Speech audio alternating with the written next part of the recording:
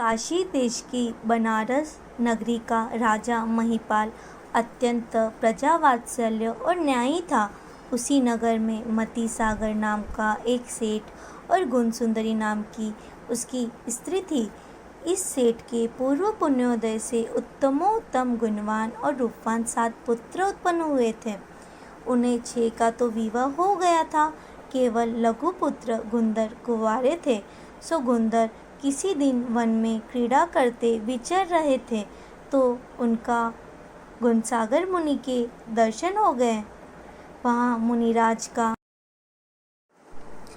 आगमन सुनकर और भी बहुत लोग वंदनार्थ वन में आए थे और सब स्तुति वंदना करके यथास्थान बैठे। श्री मुनिराज उनको धर्मवृद्धि कहकर अहिंसादि धर्म का उपदेश करने लगे।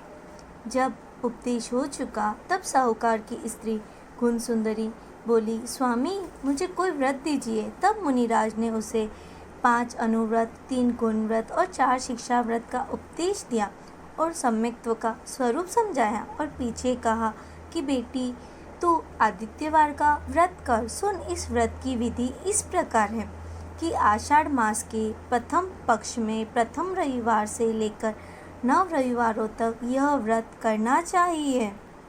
प्रत्येक रविवार के दिन उपवास करना या बिना नमक मीठे के अलोना भोजन करना, एकादशन करना, पार्श्वनाथ भगवान को पूजा अभिषेक करना, घर में सब आरंभ का त्याग कर विषय और कषाय भाव को दूर करना, ब्रह्मचर्य से रहना, रात्रि जागरण भजनादि करना और ओम ह्रीम अरह पार्श्वनाथाय नमः इस मंत्र की 108 बार जाप करना।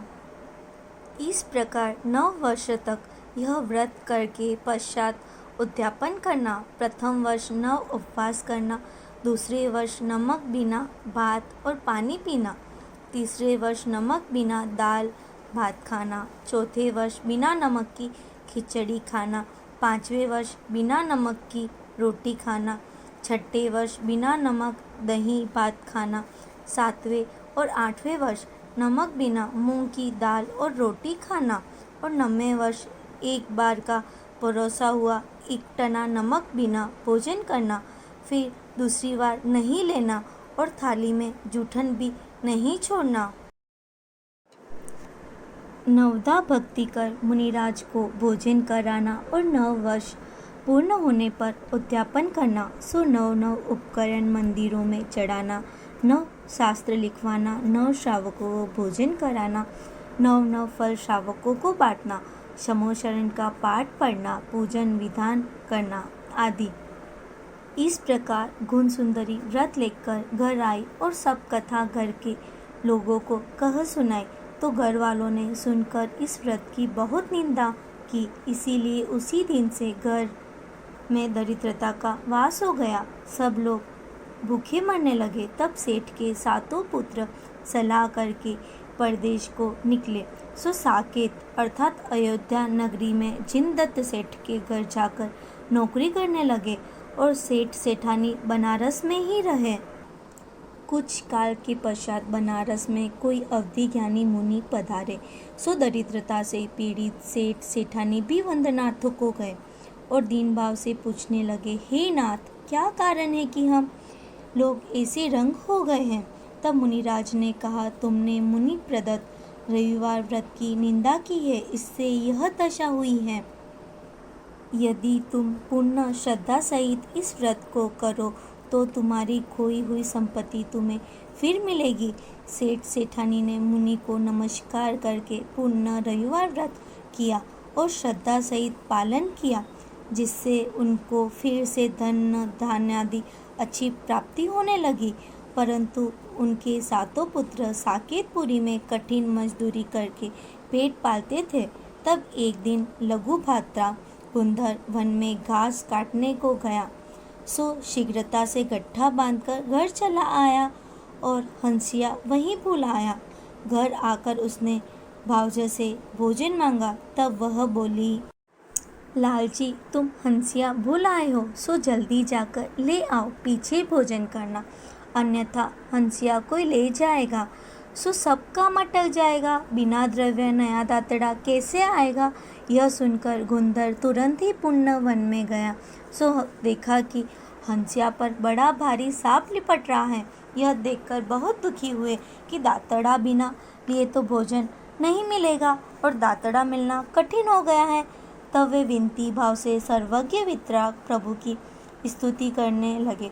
सो उनके एकाग्र चित्त से स्तुति करने के कारण धनेन्द्र का आसन हिला। उसने समझा कि अमुक स्थान में पार्श्वनाथ जिनेन्द्र के भक्तों को कष्ट हो रहा है। तब करुणा करके पद्मावती देवी को आज्ञा की कि तुम जाकर प्रभु भक्त गुंदर का दुख निवारण करो।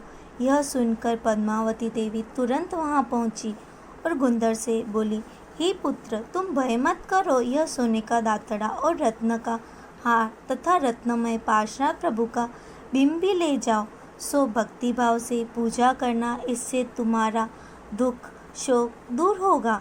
गुंदर देवी द्वारा प्रदत्त द्रव्य और जिन बिंब लेकर घर आए, सो प्रथम तो उनके भाई यह देखकर डरे कि कहीं यह चुरा कर तो नहीं लाया, क्योंकि ऐसा कौन सा पाप है जो भूखा नहीं करता है।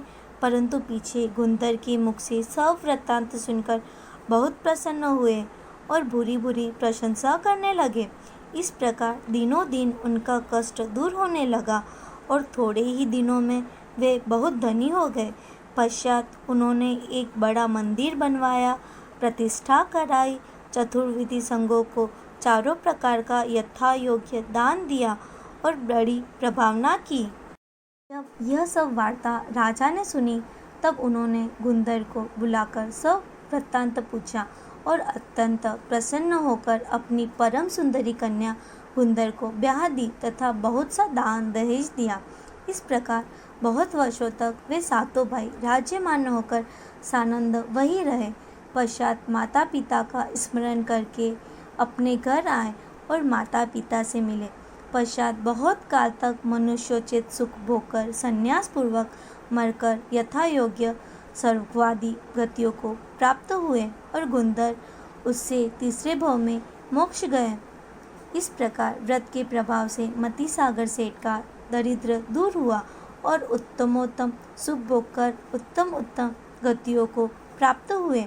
जो और भव्य जीव श्रद्धा सहित 12 वर्ष यह व्रत पूर्वक इस व्रत का पालन करें, वे उत्तम गति पावेंगे। यह विधि रवि व्रत फल लियो, मति सागर गुणवान। दुख दरिद्र नशो सकल, अंत लहो निर्वाण। जय जिनेन्द्र।